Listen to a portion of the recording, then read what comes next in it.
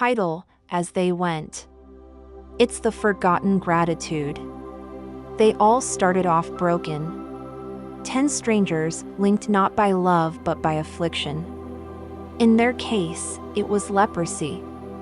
Today, it's different. Modern afflictions don't always show on the skin. Anxiety, shame, isolation, guilt, addiction, depression, and what the world calls terminal illness and heartbreak.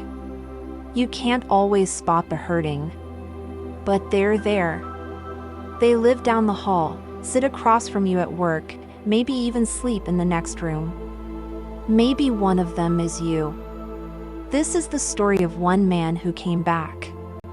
And why you should, too. In the city of almosts. It's a rainy Wednesday in Salisbury, a small suburb in South Australia.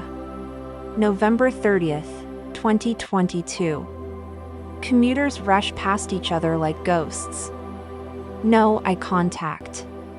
No warmth. Just noise. Jamal sat at the edge of the community shelter, hood up, AirPods in, staring out at nothing. Another day jobless. Another rejection email. Another night praying that his mother, God rest her soul, was wrong when she used to say, "You ain't never gonna make it out of here, my boy. Not with all that weight you carry." The weight she meant wasn't drugs, though he flirted with them at one point. It wasn't crime either. It was shame. Shame from things he did and things done to him. Shame from having faith once, and then losing it. He was one of the 10. You'll see what I mean. It was the call in the dark. That night, after skipping dinner again and dodging a shouting match outside the shelter, Jamal pulled out a worn Bible someone left on a donation shelf. It opened, randomly, it seemed to Luke 17. A passage was underlined in shaky blue pen. As they went, they were cleansed. Luke 17 verse 14. It stuck to his mind like a burr. The story? 10 men with leprosy, cursed to live outside the city, called out to Jesus for mercy. He didn't heal them on the spot. No dramatic moment. No flashing lights. He told them to go, walk it out. Show themselves to the priests. And as they went, they were healed. Not before. Not after. As they went. That line sat with Jamal like a dare. It was in the walking it out. So the next morning, he tried something insane. He got up and acted like he wasn't broken anymore. He cleaned himself up. Walked 10 blocks in the cold. Applied for a job that felt like a long shot. Then another. Then one more. A barista at a bookstore. Part-time, minimum wage. But he walked it out. The girl behind the counter, Sarah, smiled as he handed in his resume. "We've been looking for someone like you," she said, almost too quickly. Maybe she was just being polite. But he felt something. 3 days later, his phone buzzed. He got the job. A week into the job, he got a room in a shared apartment. A month in, he reconnected with his sister. 3 months later, he was off the dole. Social security became a thing of the past. By March, he caught himself smiling for no reason. That verse still haunted him. As they went, they were cleansed. Yes, it reflected in the one who came back. Most people, when their life turns around, don't stop to say thank you. They say, "I deserve this," or "Finally, my time," or "I got lucky." Jamal nearly did the same. Until one cold night in April, walking home under a quiet sky, he stopped in the middle of the sidewalk, tears in his eyes, and whispered into the air, "Thank you. I know it was you." He didn't need to explain who he meant. Right there, Just like the one leper out of 10 who came back, he offered what most forget: thanks. And in that moment, something deeper than healing happened. He didn't just get his life back. He got his heart back.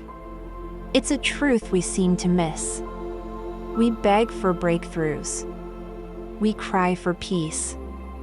We make promises in the middle of storms: if you get me out of this, I'll never forget. But then we do. God answers in motion. He asks us to walk before we see results.